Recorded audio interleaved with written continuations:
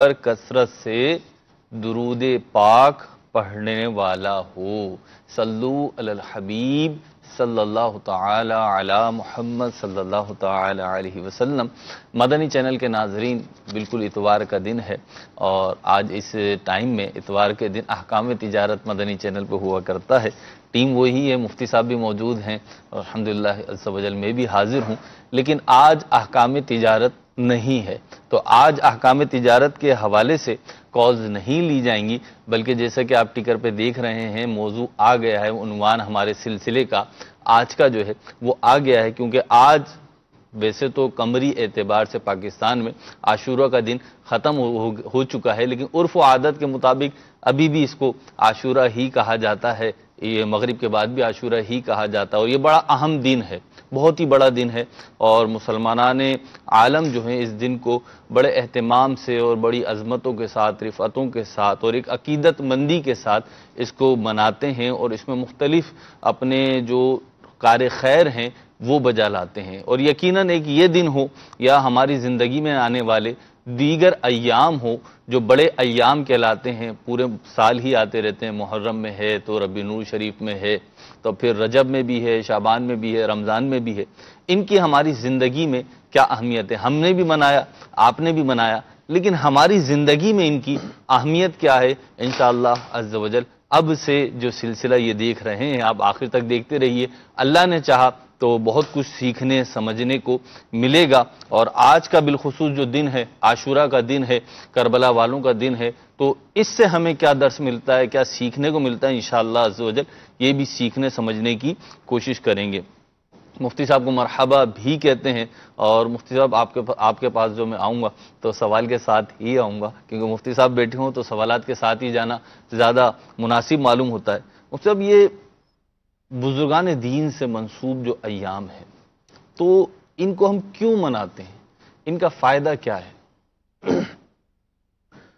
الحمدللہ رب العالمین والصلاة والسلام علی سید الانبیاء والمرسلین، اما بعد فاعوذ باللہ من الشیطان الرجیم، بسم اللہ الرحمن الرحیم۔ ہم صرف بزرگان دین کے ایام نہیں مناتے، ٹھیک ہے، بہت سارے ایام مناتے ہیں، ٹھیک ہے، بڑے ایام جنہیں بڑے ایام۔ ٹھیک ہے، اب جو سلسلے کا عنوان ہے کہ بڑے ایام کی ہماری زندگی میں اہمیت، جی،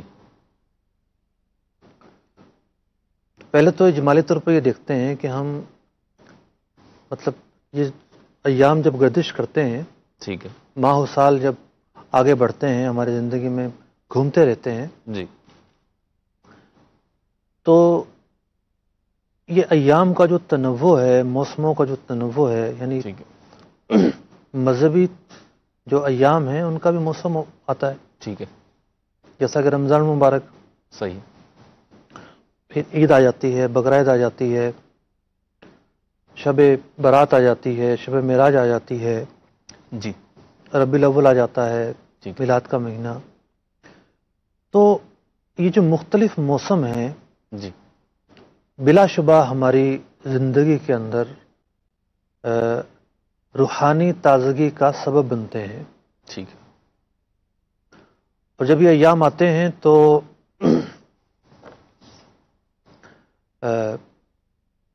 ایمانی ہوائیں چلنا شروع ہوتی ہیں، ٹھیک، اگرچہ کہ وہ ہوائیں پہلے بھی چل رہی ہوتی ہیں، صحیح، لیکن اس بات میں کوئی شک نہیں ہے کہ اللہ تبارک و تعالیٰ نے بعض ایام کو بعض پر فضیلت دی ہے، ٹھیک، جیسا کہ جمعے کے دن کو دیگر ایام پر فضیلت حاصل ہے، ٹھیک ہے، سردار دنوں کا، جی، رمضان کو جو ہے دیگر مہینوں پر فضیلت حاصل ہے، صحیح، 5 راتیں ایسی ہیں جنہیں انعام کی رات کہا جاتا ہے، ٹھیک ہے، دعائیں رد اس میں نہیں ہوتی۔ ٹھیک، تو یہ مختلف مذہبی تہواروں کا آنا یا مذہبی موسموں کا آنا یا مذہبی تعلق سے مختلف فرائض اور مختلف طرح کی چیزوں کا آنا ہماری زندگی سے جمود ختم کرتا ہے، زندگی سے جمود، جی، وہ کیا ہے؟ پتہ نہیں کہ انسان ایک ہی ڈگر پہ چلا جا رہا ہے، ٹھیک ہے، بے رمضان آیا تو اس کو تھوڑا سا خوف ہوا کہ نماز پڑھنی ہے، ٹھیک ہے، اس نے نماز پڑھنا شروع کی. ٹھیک. تو رمضان المبارک ہر سال کتنے ہی نئے لوگوں کو نمازی بنا دیتا ہے. ٹھیک ہے. نماز کی برکت سے نماز شروع کرتے ہیں، سوری رمضان کی برکت سے نماز شروع کر دیتے ہیں. تلاوت قرآن بڑھ جاتی ہے. ٹھیک ہے. پورا سال قرآن پاک نہیں پڑھا ہوتا، لیکن رمضان المبارک میں پڑھ رہے ہوتے ہیں لوگ. ٹھیک ہے. شب برات کو دیکھ لیں، شب قدر کو دیکھ لیں، شب معراج کو دیکھ لیں. تو آپ یوں کہیے کہ یہ موضوع بالکل ایک روز روشن کی طرح واضح ہے کہ بڑے ایام کی ہمارے زندگی میں، ہماری شب و روز میں، ہماری روحانی زندگی میں کیا اہمیت ہے. صحیح. اس کی اہمیت مخفی نہیں ہے. ٹھیک ہے. اب ایام کس کس طرح کے آتے ہیں؟ ایام کئی طرح کے ہوتے ہیں. کئی طرح کے آپ کی بات صحیح ہے. جی. ٹھیک. ایک تو وہ ایام ہیں کہ جو جن کی بنیاد ہی عبادت ہے. عبادت ہے. ٹھیک ہے. یعنی نیکیوں کی بہت ساری قسمیں ہوتی ہیں. صحیح.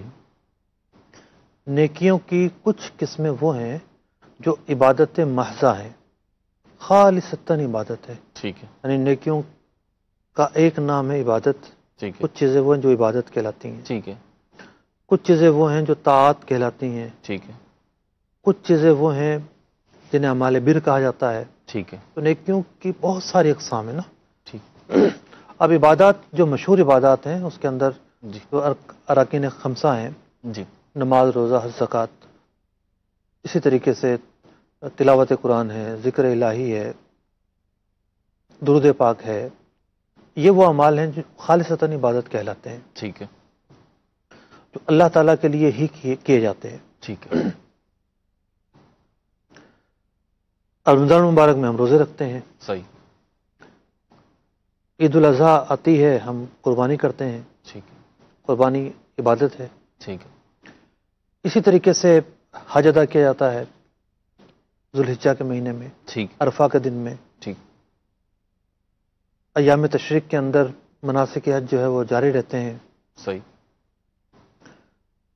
لیلۃ القدر جو ہے وہ 1000 راتوں سے افضل قرار دی گئی رات ہے. ایک رات. ایک رات. ٹھیک. اسی طریقے سے جو شب برات ہے، جی، اس میں بھی بہت سارے معمولات منقول ہوئے. جی. تو کچھ راتیں وہ ہیں کہ جو عہد رسالت سے چلے آ رہے ہیں، وہ معمولات ہیں. ٹھیک. اس میں کسی قسم کا کوئی اختلاف رائے نہیں ہے. ٹھیک. پوری امت اجتماعی طور پر کوئی ایسا وہ مسئلہ نہیں ہے. ٹھیک. اب جو یہ ایام بھی ہیں، جیسے عید کے ایام میں ٹھیک تازہ گئے ہیں. جی. جی. ٹھیک ہے. جی. مہینہ ہی ہوا ہے. جی. جی. ایک مہینہ پورا ہوا ہے. جی. تو اب آپ اس میں دیکھیے کہ ایک عید جو ہے کتنی سرگرمیاں لے کر آتی ہے. ٹھیک ہے. کیا بیوپاری، ٹھیک ہے، ٹھیک ہے. کیا قصاب، کیا کھال والے، کیا چربی والے ہیں. پورا معاشرہ گویا کہ سرگرم ہوتا ہے. ایک طبقہ ہے جو سرگرم ہوا ہوتا ہے. ٹھیک ہے. پورا معاشرہ اس اعتبار سے کہ ہر دوسرے مسلمان کے یہاں قربانی ہو رہی ہوتی ہے. ٹھیک ہے. مطلب کچھ لوگ وہ ہیں جو نہیں استطاعت رکھتے، لیکن ان تک بھی قربانیاں گوشت پہنچ رہا ہوتا ہے. صحیح. تو ایک اپنی ہی فضا ہوتی ہے. ٹھیک ہے. کچھ ایام ہوتے ہیں کہ جنہیں ہم کسی بڑے واقعے کے پس منظر میں منا رہے ہوتے ہیں. ٹھیک ہے. ابھی تک کی جو گفتگو تھی، یہ وہ ایام تھے جو خاص عبادت کی. ٹھیک. اچھا، اب جیسے 17 رمضان المبارک کو ٹھیک ایک معمول کی زندگی ہوتی، ٹھیک ہے، لیکن اس دن واقعہ بدر پیش آ گیا. ٹھیک ہے. اب اس کے تناظر میں مسلمان، خواہ وہ عجم میں رہتے ہوں، عرب میں رہتے ہوں، شرق میں رہتے ہوں، غرب میں رہتے ہوں، تو وہ رمضان المبارک جب آتا ہے تو رمضان المبارک میں 17 رمضان جب آتی ہے جی، تو وہ یاد کرتے ہیں اس واقعے کو کہ جو بدر کے دن پیش آیا تھا. ٹھیک. جنگ بدر ہوئی تھی، قرآن پاک کی آیات نازل ہوئیں، فرشتوں کی مدد آئی، قرآن مجید فرقان حمید نے اس کا تذکرہ فرمایا. تو ہر سال مسلمان جب بھی رمضان آتا ہے، 17 رمضان کی تاریخ آتی ہے، تو اہل بدر کو نہیں بولتے، یوم بدر ہی کہلاتا ہے وہ. یوم بدر کہلاتا ہے. جی تو یوم بدر کو جو ہے وہ جو شہدائے بدر ہیں ان کے تعلق سے اصالِ ثواب کا اہتمام کرتے ہیں، ان کی یاد مناتے ہیں، اور علماء اہل بدر کی سیرت پر روشنی ڈالتے ہیں. ٹھیک ہے. مطلب یوم بدر کے اندر یہ معمولات ہوتے ہیں. صحیح. اچھا، پھر آپ آگے چلیے، رمضان ہی میں یوم فتح بھی آتا ہے، ٹھیک ہے. یوم فتح مکہ. اب یوم فتح مکہ میں مسلمانوں کی شہادت تو نہیں ہوئی تھی، ٹھیک. لیکن یہ اس اعتبار سے منایا جاتا ہے کہ دین کی سربلندی کا ایک دن ہے یہ، ٹھیک ہے. گویا کہ اس کا ایک فتح یابی کا دن ہے. پتہ ہے ابھی کا دین. تو ہماری تاریخ کا ایک حصہ ہے، ٹھیک ہے. اور ہم اس دن فتح مکہ کے تعلق سے جو واقعات پیش آئے، جو چیزیں پیش آئیں، کیا کیا وہاں پر معاملات ہوئے، کس کس طریقے سے پناہ دی گئی، کس نے کیا کیا کیا نہیں کیا، ان واقعات کو علماء کرام اپنے پروگراموں کے اندر، اپنے بیانات کے اندر، مواعظ کے اندر زیر بحث لاتے ہیں، اور معاشرے کو سیکھنے کا موقع مل رہا ہوتا ہے. ٹھیک. آپ آگے آ جائیں، احد کا واقعہ رونما ہوتا ہے. جی. تو احد کے موقع پر بھی علماء کرام کی تقاریر ہوتی ہیں، اس دن کو منایا جاتا ہے. شہدائے احد جو ہیں ان کی عظمتوں کو بیان کیا جاتا ہے، ان کے کارناموں، ان کی بہادری کو بیان کیا جاتا ہے، اور ان کے لیے اصالِ ثواب بھی کیا جاتا ہے. ٹھیک ہے. آگے آ جائیے آپ. اس کے علاوہ بھی جو غزوات ہیں، کئی غزوات پر جی. پروگراموں کا انعقاد ہوتا ہے. ٹھیک ہے. اسی طریقے سے کربلا کا واقعہ ہو جاتا ہے. صحیح. کربلا کا واقعہ ہو جاتا ہے تو مسلمان اس دن میں بھی جو ہے وہ عاشورہ کے دن کی اپنی اہمیت بھی ہے. ٹھیک. یعنی عاشورہ کی جو فضیلت ہے وہ کربلا کے ساتھ مخصوص نہیں ہے، یہ واقعہ تو بعد میں ہوا ہے. ٹھیک ہے. نبی اکرم علیہ الصلوۃ والسلام نے اپنی حدیث مبارکہ میں عاشورہ کے فضائل بیان کیے ہیں کہ عاشورہ کے دن کا روزہ رکھنا سال بھر کے گناہوں کا کفارہ بن جاتا ہے. یہ تو سابقہ امتوں میں بھی اس کی عظمت و رفت کو عظمت و رفت رہی. یہود اس کو بڑے اس کو احتشام کے ساتھ منایا کرتے تھے کہ اللہ تبارک و تعالی نے اس دن میں حضرت موسیٰ علیہ السلام کو محفوظ فرمایا جی. اور نجات بخشی فرعون سے. جی. اس خوشی میں یہ اس دن کو عظمت کے ساتھ منایا کرتے تھے. اور دین اسلام نے جب سرکار علیہ الصلوۃ والسلام مدینہ منورہ میں آئے جی. اور پوچھا یہ لوگ کیوں روزہ رکھتے ہیں، جی. تو وجہ بیان کی گئی تو فرمایا ہم حضرت موسیٰ علیہ السلام سے محبت کے زیادہ حقدار ہیں، ٹھیک ہے. ہم بھی روزہ رکھیں گے، البتہ ان کی مشابہت نہ ہو. جی. ایک دن پہلے ایک دن بعد میں روزہ رکھنے کی ترغیب دی گئی. یعنی ایک روزہ ملا لیا جائے، 10 ایک روزہ ملا لیا جائے. تو عاشورہ کا اپنا ایک پس منظر ہے، اور عاشورہ میں بڑے بڑے واقعات رونما ہوئے. تاریخی حقیقت ہے عاشورہ کا دن. پھر یہ ہوتا ہے کہ واقعہ کربلا رونما ہو جاتا ہے. تو ایسا نہیں ہے کہ مسلمان اس دن روزہ نہ رکھتے ہوں، جو حدیث میں اس دن کی تعلیمات آئی ہوں وہ چھوڑ دی ہوں، اور صرف واقعہ کربلا کے تعلق سے اس کو یاد کیا جاتا ہو، ایسا نہیں ہے. ٹھیک ہے. جو اعتدال اہل سنت میں پایا جاتا ہے جی. وہ اہل سنت کی نشانی رہی ہے ہر دور کے اندر، وجہ امتیاز ہے. وجہ امتیاز رہا ہے. ٹھیک. وہ معتزلہ کا زمانہ ہو، وہ خوارج کا زمانہ ہو، وہ کوئی بھی زمانہ ہو، ٹھیک ہے. ہر دور کے اندر افراط و تفریط رہا ہے. ٹھیک ہے. اور کہیں کسی بادشاہ کو گھمنڈ چڑھا، اس نے اپنا دین بنا لیا. ٹھیک ہے. جیسے کہ دین اکبری ایجاد ہوا تھا. جی. جی. کہیں کسی کو گھمنڈ چڑھا تو اس نے دین مٹا دیا. ٹھیک. لیکن اعتدال ہر دور میں برقرار رہا ہے، اور یہی اعتدال سواد اعظم میں رہا. اور اسی سواد اعظم کا جو پہچان رہی وہ منہج مذہب اعتدال رہی. ٹھیک. کہ نہ افراط ہے نہ تفریط ہے، اعتدال میں معتدل رہ کر چلے. جو نظریاتی موقف ہے وہ بڑے اعتدال پر مشتمل ہوتے ہیں. ٹھیک ہے. تو اب واقعہ کربلا رونما ہو جاتا ہے. صحیح. تو واقعہ کربلا جب رونما ہو جاتا ہے تو ظاہر بات ہے اہل بیت اطہار میں شہید ہوتے ہیں. ٹھیک. سرکار علیہ الصلوۃ والسلام کہ خاندان کے گھر کے افراد شہید ہوتے ہیں، سرکار دو عالم صلی اللہ علیہ وسلم نے جن گالوں کو پیار کیا وہ گال جو ہیں وہ زخمی ہوتے ہیں، تو رسول اکرم صلی اللہ علیہ وسلم سے محبت کرنے والا کوئی بھی آدمی ایسا نہیں ہوگا کہ جس کا دل اس واقعے پر غم زدہ نہ ہوتا ہو۔ ٹھیک ایک افسوس ہونا، غم ہونا اپنی جگہ پر ہے، ٹھیک ہے، ایک دل کی بے قراری تو اپنی جگہ ہے۔ تو اسی مناسبت سے ان کے تذکرے کیے جاتے ہیں، ان کی یاد کی جاتی ہے، اور یہ صرف شہداء کربلا کے ساتھ خاص نہیں ہے، ٹھیک ہے بلکہ آپ دیکھیے ہماری مساجد کے اندر جی، یوم صدیق اکبر منایا جاتا ہے، بالکل منایا جاتا یوم فاروق اعظم منایا جاتا ہے، جی یوم عثمان غنی منایا جاتا ہے، یوم علی منایا جاتا ہے، عشرہ مبشرہ کے تعلق سے یہاں منائے جاتے ہیں۔ جی ہم اگر صحابہ کے بعد آ جاتے ہیں تو ہمارے ہاں 11ویں شریف کی محفل ہوتی ہے، دن منایا جاتا ہے، خواجہ معین الدین چشتی رحمۃ اللہ تعالی کا دن منایا جاتا ہے۔ بالکل، ہمارے ہاں جو امام اعظم رضی اللہ تعالیٰ عنہ کو امام اعظم کا دن منایا جاتا ہے، ہمارے ہاں سال میں شاید ہی کوئی ایسا موسم آتا ہو جس میں دن نہ منائے جاتے ہوں، جی، اور ہر باقاعدہ مہینے اور بلکہ اگر ہم باقاعدہ مذہبی کیلنڈر شائع ہوتے ہیں، جی جی ڈائریاں شائع ہوتی ہیں، اس کے اندر پورا اہتمام ہوتا ہے کہ آج کے دن فلاں بزرگ کا یوم وصال ہے۔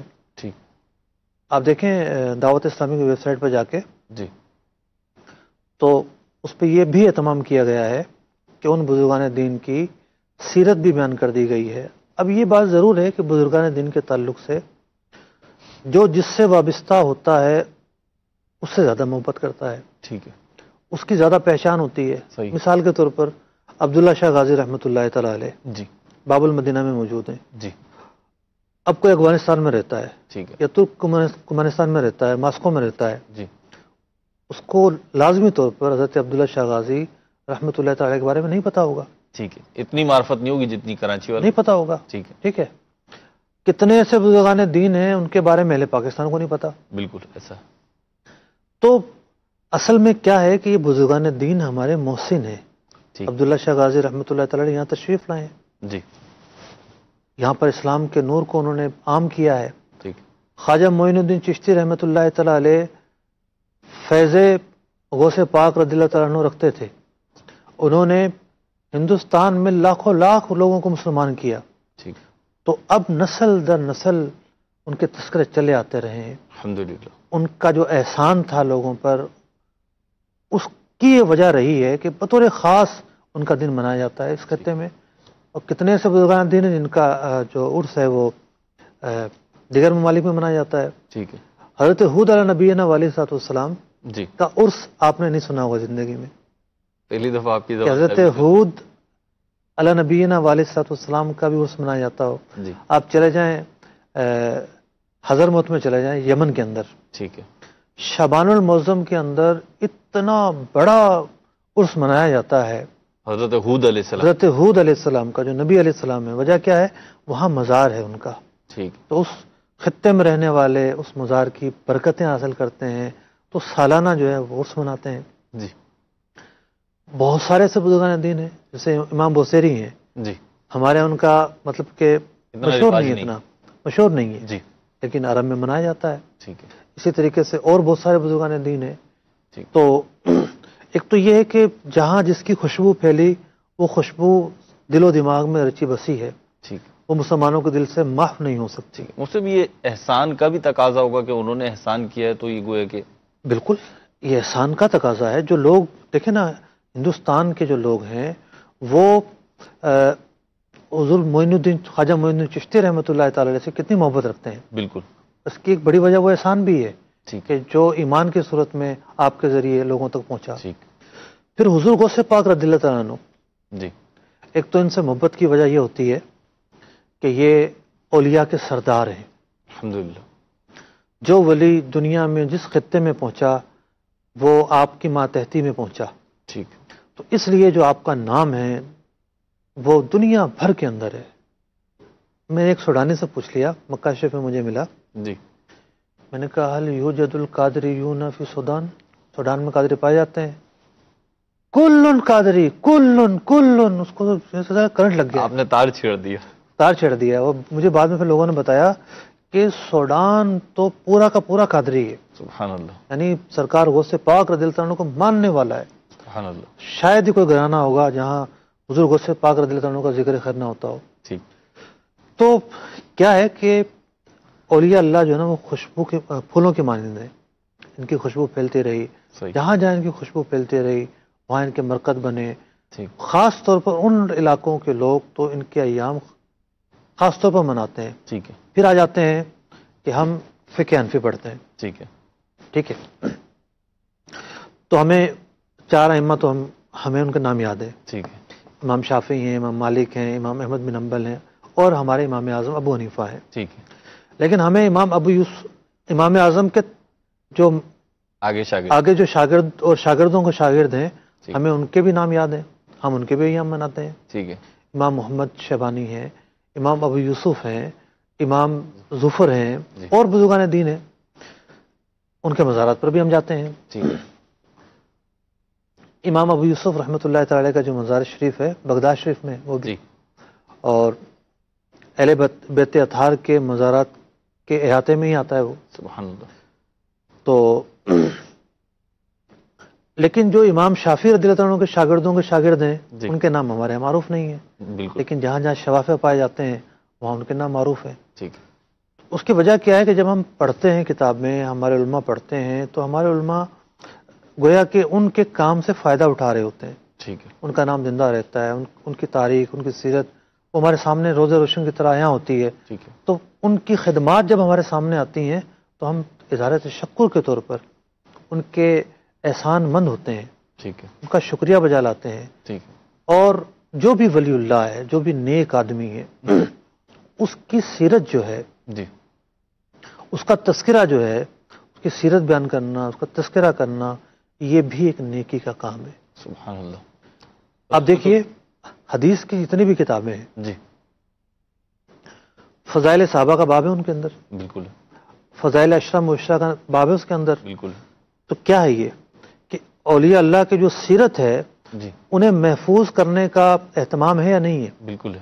محدثین نے، امام بخاری ہوں، امام مسلم ہوں، اصحاب ستہ ہوں یا دیگر اصحاب کتب ہوں، انہوں نے اپنی کتابوں میں پورے پورے باب باندھے ہیں فضائل صحابہ کے نام سے. یعنی یہ باب باندھنا بھی تو اہمیت رکھتا باب باندھنے کی وجہ یہی ہے کہ صحابہ کرام کی سیرت کے حامل تھے، ٹھیک. کہ کیا فضائل آئے ہیں، ٹھیک. ان کے کیا مطلب کہ معمولات تھے، کیا ان کے شب و روز ہوا کرتے تھے. پھر اس کے بعد جو حدیث جب آگے بڑھی ہے جی. تو ایک نیا فن سامنے آیا ہے، اور وہ فن یہ تھا کہ جو رجال ہیں حدیث کے، جی. اب امام بخاری رحمۃ اللہ تعالی علیہ، جی. ان کی شرائط، ان کی کتاب اس لیے اعلیٰ ہے کہ ان کی شرائط سب سے زیادہ کڑی ہوتی تھی. ٹھیک. اگر کوئی شخص بازار میں جی. کھانا کھا لیتا تھا جی. تو محدثین کے نزدیک ایسا شخص اس بات کا اہل نہیں رہتا تھا اس سے حدیث لی جائے. یعنی بازار میں کھانا کھا لیا، خرید بازار کے میں، حلال. جی، کیوں؟ اس نے گویا کہ رف کام کیا. ٹھیک ہے. اس دور کے اندر یہ اتنا مایوس سمجھا جاتا تھا، ٹھیک ہے. اس سے حدیث نہیں لی جاتی تھی. اللہ. تو پھر ایک نیا فن وجود میں آیا کہ جو راوی ہیں وہ کس درجے کے ہیں، ان کی کیا صفات ہیں، ٹھیک. وہ نیکی اور پرہیزگاری میں کیا مقام رکھتے ہیں. ٹھیک ہے. تو پورا ایک فن وجود میں آیا. پھر ایک ساتھ ساتھ دنیا اسلام میں ایک اور خدمت چلتی رہی. کیا خدمت چلتی رہی کہ اسلام جو آگے بڑھا ہے نا، جی. سینہ بسینہ آگے بڑھا ہے. ٹھیک. میں پڑھ رہا تھا امام حسن بصری رحمۃ اللہ تعالی علیہ کا واقعہ. امام حسن بصری رحمۃ اللہ تعالی علیہ سے جی. جب ان کا وصال کا وقت قریب آیا، پوچھا کہ حضرت کیا چاہیے؟ فرمایا کہ فلاں کو بلا لاؤ، اس کی زیارت کا دل چاہتا ہے. اللہ. خود کتنے بڑے ولی ہیں، تابعی ہیں، جی. یعنی اولیاء اللہ کے سردار ہیں. ٹھیک ہے. اور یہ کہا جاتا ہے کہ معرفت کے جو روحانی معرفت ہے جی. اس کے خزانے حضرت علی رضی اللہ تعالیٰ عنہ کے ذریعے حضرت حسن بصری رضی اللہ تعالیٰ عنہ تک منتقل ہوئے. ٹھیک ہے. اور پھر یہ خزانے آگے منتقل ہوئے، ان سے آگے چلے. ان سے آگے چلے. امام حسن بصری رضی اللہ تعالیٰ عنہ کا کیا مقام ہوگا. اللہ. لیکن آخری وقت میں متمنی ہے کہ کوئی اللہ کا نیک آدمی آ جائے، میں اس کی صحبت میں بیٹھ جاؤں، اس کی زیارت سے شرف حاصل کروں، اس کی زیارت کا شرف حاصل کروں۔ سبحان اللہ۔ تو جب یہ سلسلے آگے بڑھتے ہیں، جی مطلب جو اہل تصوف ہیں، وہ لوگ جن کے پاس آ کے لوگ تربیت حاصل کیا کرتے تھے، تو ان کے پاس تربیت کرنے کے لیے قرآن مجید فرقان حمید کی تعلیمات تھیں، احادیث مبارکہ کا نور تھا، اور ساتھ ہی ساتھ جو اہل تقوی ہیں ان کے واقعات تھے، ان کے حالات زندگی تھی۔ ٹھیک۔ کہ ہر دور کے اندر کیا ہوتا ہے، لوگ کہتے ہیں جی یہ تو پرانی باتیں، اس دور میں تو آسان ہوگا، اب کیسے کریں؟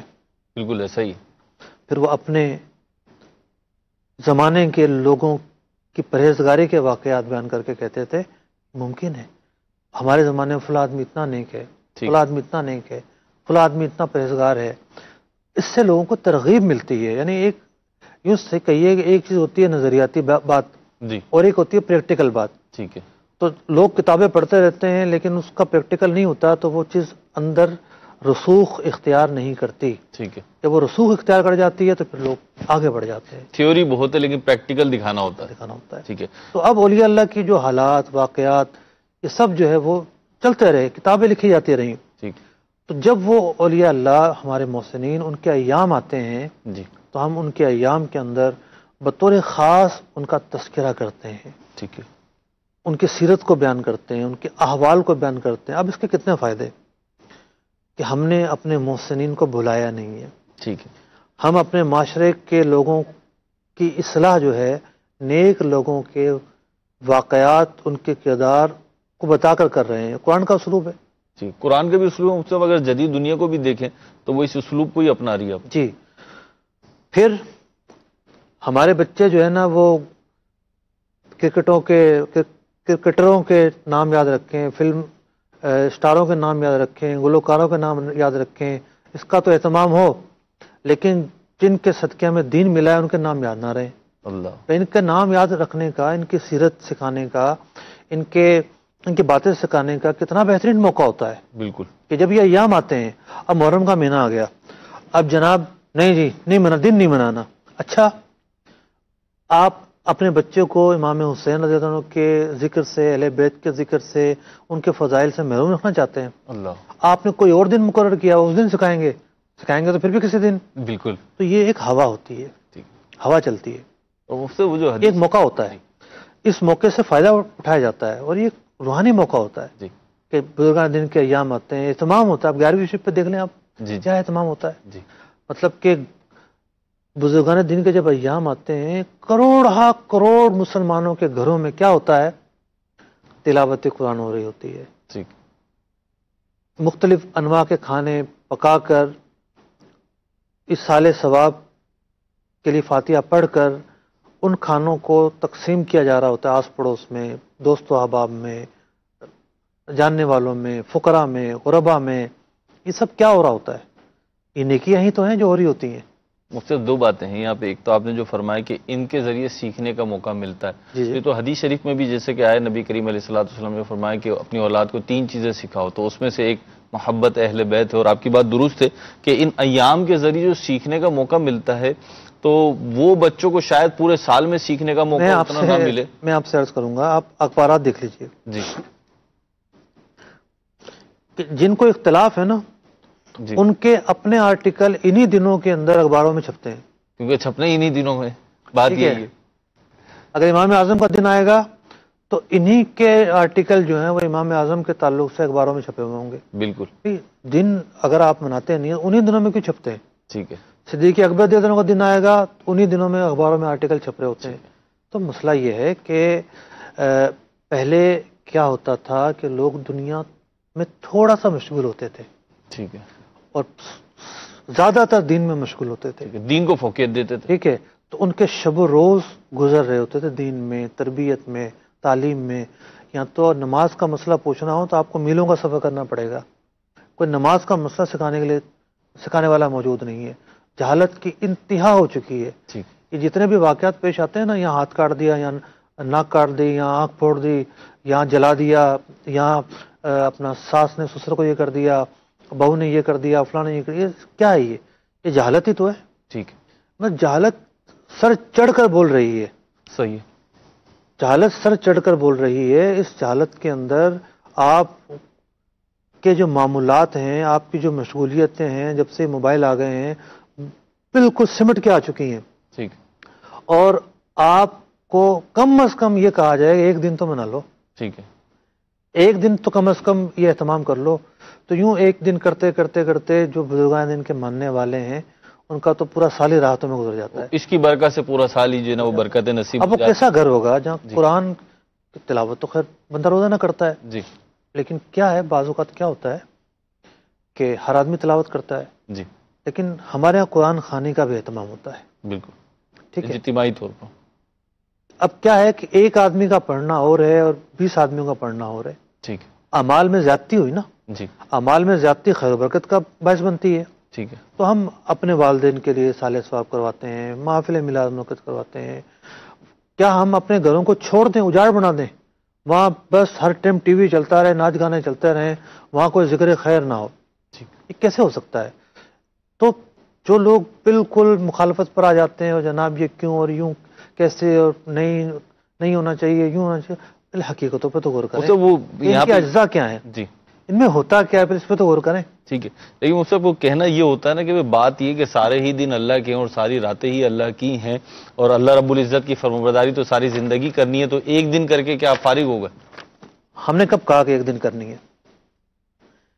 بزرگان دین کا جو ذکر کرنا ہے نفلی کام ہے، ٹھیک ہے، فرض اور واجب کام تھوڑی ہے. ٹھیک ہے، نمازیں فرض ہیں، روزے فرض ہیں رمضان کے، ٹھیک ہے، دیگر جو فرائض اور واجبات ہیں وہ ضروری ہیں. لیکن بات وہیں آ جاتی ہے کہ ایک آدمی ہے، اس کا دل اس پہ زنگ لگ چکا ہے، اس پر کوئی چوٹ ہی نہیں پڑتی. اب جب دن آتے ہیں تو وہ پاک صاف ہوتا ہے، وہ اپنا ذہن بناتا ہے مجھے کچھ کرنا چاہیے. اس کے اپنے گھر میں جب محفل ہوتی ہے، کوئی پاک تذکرہ ہوتا ہے، اعمال خیر ہوتے ہیں، تو کیا اس کے لیے موقع نہیں ہے کہ اس کے ذریعے اسے روحانی فائدہ پہنچے؟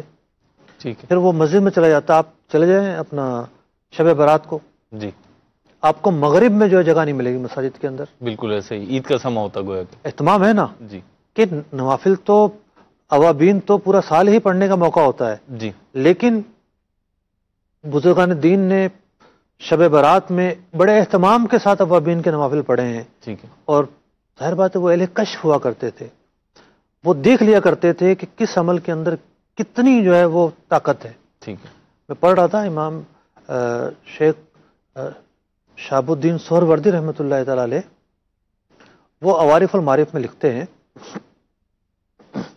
کہ جب کسی کھانے پر جی قرآن پڑھا جاتا ہے، جی اس قرآن پڑھنے کی برکت سے اس کھانے کے اندر نور پیدا ہو جاتا ہے. سبحان اللہ. یہ کھانے کی آپ نے بات کی، کھانے سے ریلیٹڈ ایک سوال عرض کرنا چاہوں گا کہ جیسے ان ایام میں ابھی یہ ہم یوم شہداء کربلا منا رہے ہیں، عاشورہ کا دن منا رہے ہیں، یا ہم اہل بدر کا جو ہے وہ دن مناتے ہیں، یا غزوہ احد کے حوالے سے مناتے ہیں، دیگر ایام جو ہم مناتے ہیں، اعراس مناتے ہیں بزرگان دین کے، تو اس پہ ایک چیز ہوتی ہے جسے آپ ابھی فرما رہے تھے کہ کھانے پکتے ہیں اور نیازیں ہوتی ہیں، ایصال ثواب ہوتا ہے، تو ان کے لیے کیوں کریں ہم ان کے لیے کیوں کریں؟ بات یہ ہے نا.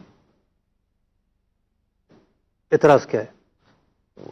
جب یہ تو پھر اللہ رب العزت ہی کے لیے کرنی چاہیے، عبادات طاعات نیکیاں جو ہیں وہ اللہ کے لیے ہونی چاہیے. تو آپ یہ تو مطلب جو اعتراض آپ بیان کر رہے ہیں لوگوں میں کا، اشکال وارد کر رہا ہوں. جو لوگوں کا اعتراض بیان کر رہے ہیں، جی آپ یہ یعنی اس اعتراض میں تہمت بیان کی جا رہی ہے کہ مسلمان عبادت غیر اللہ ہی کرتے ہیں. ہے تو ایسے ہی لوگوں کا یہ اعتراض ہے نا وسوسہ تو یہی دلاتا ہے شیطان. کہ کیسے ہو سکتا ہے کہ مسلمان جی غیر اللہ کی بات کرنے لگے؟ کیسے ہو سکتا ہے؟ سرکار علیہ الصلوۃ والسلام ایک جگہ سے گزرے، جی بلکہ معاف کیجیے گا، آپ علیہ الصلوۃ والسلام کھڑے ہوئے تھے جی اپنے کاشان اقدس پر. کوئی گزرا، جی اندھیرا تھا، تو آپ علیہ الصلوۃ والسلام نے ارشاد فرمایا میری زوجہ ہے. ٹھیک. تو بعض اوقات اچھا اس کے تو وہم و گمان میں نہیں ہوگا، ٹھیک ہے. لیکن چونکہ مومن جو ہے معاذ تہمت سے بچتا ہے، جی بعض اوقات کسی چیز کے اندر کئی پہلو آ جاتے ہیں. ٹھیک ہے. اب دیکھنے والے کے دل کے اندر پاپ ہے تو وہ کوئی بعید نہیں ہے کھمبے کو بھی لڑکی سمجھ لے. ٹھیک ہے. اس کے لڑکی سمجھنے سے کھمبا تو کھمبا ہی رہے گا نا. کھمبا تو کھمبا ہی رہے گا. تو بنیاد کیا ہوئی کہ اشیاء کی جو حقیقت ہے کسی کے کہنے سے بدل تو نہیں جائے گی. بالکل نہیں بدلے گی. ٹھیک ہے نا. جی. تو کیا ہی اچھا ہو کہ حقیقت پر غور کر لیا جائے کہ ہو کیا رہا ہے. ٹھیک ہے.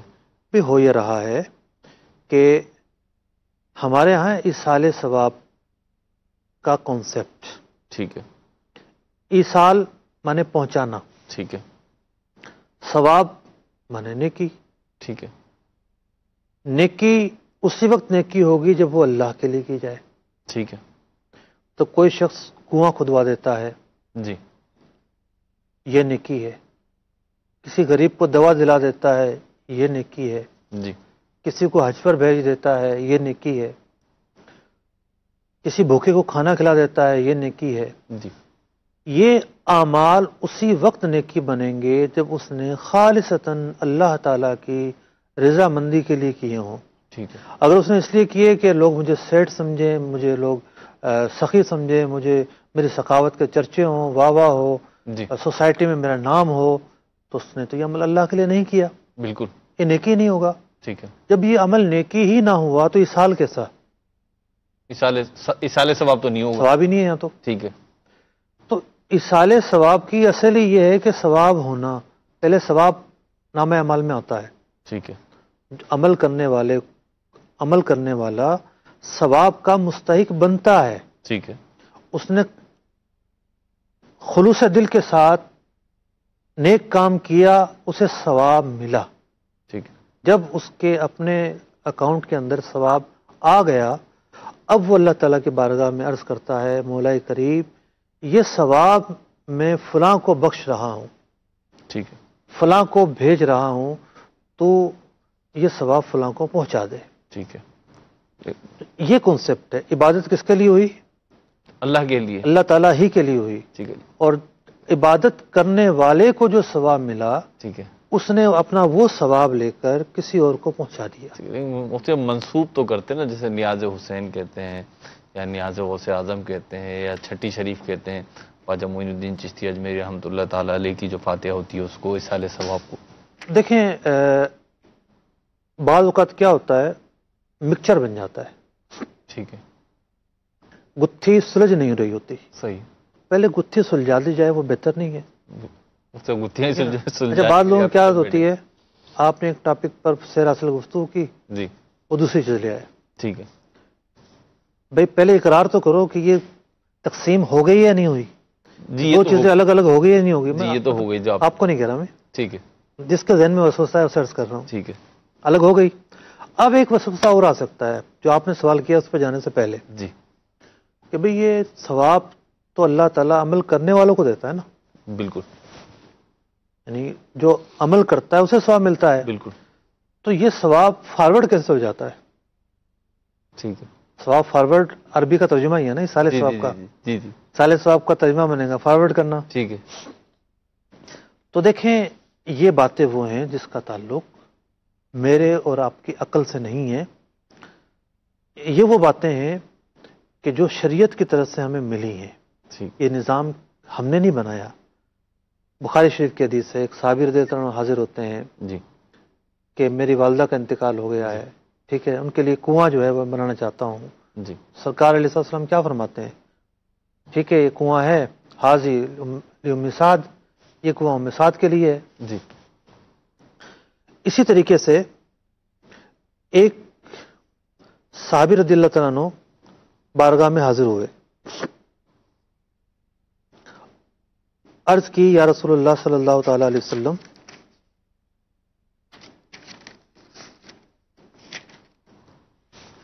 اللہ اکبر, میری والدہ فوت ہو گئی ہیں. جی. ہل لہا اجر ان تصدقت, میں اگر اس کی طرف سے کوئی صدقہ کروں, جی. مسلم شریف کی حدیث ہے, جی. کیا مجھے ثواب ملے گا؟ ٹھیک ہے. قال نعم, فرمایا ہاں. تو اب جو یہ کانسیپٹ ہے کہ ایک آدمی عمل کرے, صدقہ ظاہر بات ہے, صدقہ کا لفظ جب بھی بولا جاتا ہے تو مالی بات مراد ہوتی ہے. جی. تو اپنا مال خرچ کرے گا, ٹھیک جو اس کا ذاتی مال تھا اسے ثواب ملا، اور اس نے وہ ثواب کسے دیا؟ اپنی اپنی والدہ، والدہ کو دیا۔ ٹھیک ہے، مسلم شریف کی حدیث ہے۔ ٹھیک، دوسری حدیث پاک، سرکار علیہ الصلوۃ والسلام نے ارشاد فرمایا، اذا تصدق احدکم بصدقۃ، جب کوئی آدمی صدقہ دے تطوعا، جو اس پر واجب نہ ہو، ذرا زکوٰۃ دینا واجب ہے، فرض ہے، صدقہ فطر واجب ہے، نفلی صدقہ ہو، فیجعلها عن ابویہ، تو اسے اپنے والدین کے لیے بھی کر دیا کرے۔ سبحان اللہ، ترغیب دلائی جا رہی ہے یہاں جی، پہ۔ ترمذی شریف کی حدیث ہے، ایک شخص بارگاہ رسالت میں حاضر ہوا اور عرض کرنے لگا، یا رسول اللہ صلی اللہ علیہ وسلم، میں صدقہ کرنا چاہتا ہوں، میری والدہ فوت ہو گئی ہے، تو کیا اسے ثواب پہنچے گا؟ سرکار علیہ الصلوۃ والسلام نے ارشاد فرمایا، ہاں پہنچے گا۔ اس شخص نے اپنا پورا باغ اپنی والدہ کے لیے صدقہ کر دیا۔ اللہ کبیر، ترمذی شریف کی حدیث ہے۔ سبحان اللہ، اسی طریقے سے بہت ساری حدیث میں یہ مضمون ہے کہ مردے جب انتقال کر جاتے ہیں انہیں ثواب پہنچتا ہے، ٹھیک، یا بروز قیامت وہ دیکھتے ہیں کہ ان کے نامہ اعمال میں ایسی چیزیں بھی تھیں جو انہوں نے نہیں کیے تھے، تو انہیں کہا جاتا ہے کہ تمہاری اولاد کی طرف سے استغفار ہے، یہ ٹھیک، تمہاری اولاد نے فلاں کام کیا ہے وہ پہنچائیے، تو ایصال ثواب ہو سکتا ہے۔ ٹھیک ہے، پہلے تو یہ کنسیپٹ کیا جائے۔ ٹھیک ہے، اب آپ کا وہ سوال ہے کہ جی عبادت تو اللہ کے لیے ہوتی ہے، یہ نیاز 11ویں کی، یہ شربت شہدائے کربلا کے لیے، جی، یہ کچڑا ان کے لیے، ٹھیک ہے، اور میں نے بھی ابھی 2-4 دنوں کے اندر بھی مختلف کلپ لوگوں نے بھیجے۔ بڑی افسوس ہوتا ہے کہ لوگ قرآن و حدیث کی انتہائی غلط انٹرپریٹیشن کر رہے ہوتے ہیں۔ ٹھیک ہے، اور وہ سب سے بڑی دلیل ہے قرآن پاک کی ایک آیت، وما اہل بہ لغیر اللہ، جی، کہ جس چیز پر غیر اللہ کا نام آ جائے وہ حرام ہو جاتی ہے۔ جی، قرآن پاک نے فرمایا ان المساجد للہ، ٹھیک، میری تصحیح کر دیجیے گا، انا ہے یا انا ہے؟ اچھا اللہ، بس انا ہے، ان المساجد للہ، جی، مسجدیں اللہ کے لیے ہیں۔ جی، کتنے واضح الفاظ میں فرمایا گیا ہے، لام آیا ہے نا، جی، جی، للہ، مساجدیں اللہ کے لیے ہے۔ جی، ٹھیک ہے فیروز بھائی؟ جی، اور ہمارے گلی محلوں میں مسجدوں کا نام کیا ہوتا ہے؟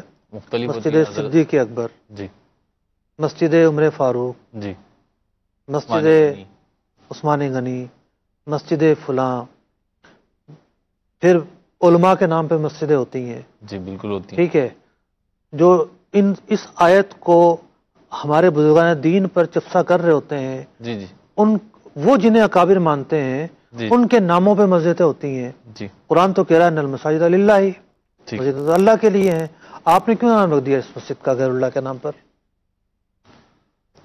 نام تو رکھ دیا، اعتراض تو آئے گا نا پھر ہماری طرف سے، بالکل وہی اعتراض آ رہا ہے جو اس پہ آ رہا ہے، ٹھیک ہے نا؟ جی، جو خاص عبادت کی جگہ ہے، جی، جس میں غیر کا شائبہ ہی نہیں ہے، ٹھیک ہے، یہاں تک فرما دیا گیا غیر اللہ کو پکارنا ہی نہیں ہے یہاں پر، ٹھیک ہے، ان مسجدوں کے نام بھی غیر اللہ کے نام پر رکھے ہوئے ہیں۔ جی، بات ہے پہچان کی، ٹھیک ہے، فرق کرنے کی۔ یہ اس لیے رکھے ہوئے ہیں کہ بھئی کہاں جانا ہے آپ کو، ٹھیک ہے، مسجد جانا میں تو، مسجد جانا ہے، کون سی مسجد؟ ٹھیک ہے، ٹھیک ہے، نام بتانا جب پڑے گا، مدینہ منورہ میں مرکز تجلیات میں واقع مسجد کا نام مسجد نبوی ہو سکتا ہے۔ سبحان اللہ، مسجد نبوی سرکار علیہ الصلوۃ والسلام کی طرف منسوب ہے، ٹھیک ہے، نبی کریم علیہ الصلوۃ ٹھیک ہے نا؟ والسلام کی مسجد، جی آپ تھوڑا سا پیچھے چلے جائیں مسجد علی ہے، جی، تھوڑا سا اور پیچھے چلا جائیں مسجد صدیق اکبر بھی ہے، وہیں مسجد پر نبوی اطراف کے میں کئی اس ساتھ قسم ساتھ کی مساجد، مسجد ابو ذر مدینہ منورہ میں ہی ہے۔ جی، جی، تو سمجھانا میں یہ چاہ رہا ہوں کہ یہ جو آیت ہے اس کا مطلب یہ ہے کہ وہ جانور جی، جسے مسلمان گوشت کے لیے کھاتا ہے، جی، جب اس کو حلال کرنے لگتا ہے تو اس پر اللہ کا نام ہی پکارو، ٹھیک ہے، ذبح کے وقت، ذبح کے وقت۔ ٹھیک ہے، تفسیر ابن عباس میں یہی معنی لکھا ٹھیک ہے، کہ یہاں مراد ذبح کے وقت اللہ کا نام لینا ہے۔ ٹھیک ہے، تفسیر خازن میں، تفسیر روح المعانی میں، ابن جریر میں، مدارک میں، معالم التنزیل میں، ابو سعود میں، تفسیر کبیر میں، تفسیر جلالین میں، تفسیر قرطبی میں، تفسیر بیضاوی میں، تفسیر ابن کثیر میں، تفسیر در منصور میں یہی لکھا کہ اس آیت کا جو مطلب ہے وہ یہی ہے کہ ذبح کے وقت جب ذبح کرنے لگو بتوں کا نام نہ لو، اللہ کا نام لو، سبحان اللہ، بلکہ اس میں بھی رعایت ہے۔ ٹھیک ہے، امام شافعی تو فرماتے ہیں جان بوجھ کر بھی چھوڑ دیتا ہے کوئی اللہ کا نام، وہ جانور حلال ہے۔ ٹھیک ہے، امام اعظم کے یہاں یہ ہے کہ اگر مسلمان بھول بھی جاتا ہے، اس کے دل میں اللہ کا نام موجود ہے، وہ جانور حلال ہوگا۔ ٹھیک، تو یہ آیت تو ہے عین ذبح کے وقت کیا کرنا ہے اس کے متعلق، ٹھیک ہے، اور اس کو لے کر آپ چپسا کر رہے ہیں، نہیں، اس ہنڈیا پر جس کے اجزاء سارے حلال چیزوں پر مبنی ہیں، جی، کوئی حرام چیز نہیں ہے، غیر اللہ کا نام آ گیا۔ بھائی غیر اللہ کا نام کہاں آیا ہے؟ یہ ہم نے پکایا ہے، اگر اپنے گھر والوں کو کوئی کھلاتا ہے وہ بھی ثواب کا کام ہے۔ آج عاشورہ کا دن تھا، جی، جی، کہ آج کے دن کے متعلق یہ باتیں نہیں ہیں کہ آج کے دن جو اہل خانہ ہیں ان پر کشادگی رزق کرنے کی فضیلت ہے۔ جی، بالکل، اور ویسے بھی اگر کوئی شخص اپنی بیوی سے، اپنی زوجہ سے مسکرا کر ملتا ہے تو اس کا مسکرانا بھی صدقہ ہے، بالکل، اور اگر وہ اس کی خیر خواہی کرتا ہے، اسے اچھے کھانے کھلاتا ہے، وہ بھی صدقہ ہے سبحان اللہ، اپنے اہل خانہ کو، اہل خانہ کو۔ ظاہر بات ہے اگر کوئی اپنے اہل خانہ کو نہ کھلائے، سارے دنیا میں کھلاتا رہے، تو لوگ کیا کہیں گے؟ کیسا آدمی ہے بھائی؟ تو اہل خانہ کو کھلانا کیوں صدقہ نہیں ہو سکتا؟ کیوں ثواب نہیں ہو سکتا؟ ٹھیک ہے، پھر اڑوس پڑوس کو کھلانا کیوں ثواب نہیں ہو سکتا؟ ایسی بات نہیں ہے، تفصیل سے دیکھنا ہوگا۔ ہم اپنے گھر والوں کو بھی کھلاتے ہیں، نیاز جی، جی، دوست احباب کو بھی کھلاتے ہیں، اور غربا فقراء کو بھی کھلاتے ہیں، الحمدللہ، ایسی بات نہیں ہے۔ جی، غربا اور فقراء بھی مستفید ہوتے ہیں۔ ٹھیک، اب دوسری بات یہ ہے کہ یہ سارے اعمال کیا ہوئے؟ اللہ تعالیٰ کے لیے کیے گئے ہیں۔ جی، ثواب اسی وقت ملے گا نا جب شخص یہ نیت رکھے کہ یہ مجھے اس پر نیکی مل جائے، جی، ثواب مل جائے، میں کھانا کھلا رہا ہوں، کھانا کھلانے کی فضیلتیں آئی ہیں، مجھے وہ حاصل ہو جائے، اسے ثواب حاصل ہوا، اس نے ثواب کسی بزرگ کے لیے کی بارگاہ میں پیش کر دیا، ٹھیک، کسی بزرگ کو ایصال کر دیا۔ تو یہ در حقیقت جو ثواب حاصل ہوا ہے جی، وہ کسی بزرگ کو ایصال کرنے کا معاملہ ہے، ٹھیک، ورنہ تو میں خاص بکروں کے متعلق لے آتا ہوں۔ ایک صحابی حاضر ہوئے اور حاضر ہو کر یعنی بارگاہ رسالت میں حاضر ہوئے، لے کر گئے اپنے گھر اور فرمایا لا اذبحن لکا یا رسول اللہ، میں آپ کے لیے جانور ذبح کرتا ہوں۔ اللہ اکبر کبیر، 1 درجن کے قریب احادیث نوٹ ہے میرے پاس اس طرح کی۔ ٹھیک ہے، تو بہرحال یہ الگ الگ چیزیں ہیں، انہیں الگ الگ تناظر میں دیکھنا پڑے گا کہ نیکی مسلمان اللہ کے لیے کرتا ہے، نیاز اللہ کے لیے کرتا ہے، کھانا اللہ کے لیے کھلاتا ہے، جبھی تو اس کو ثواب ملے گا۔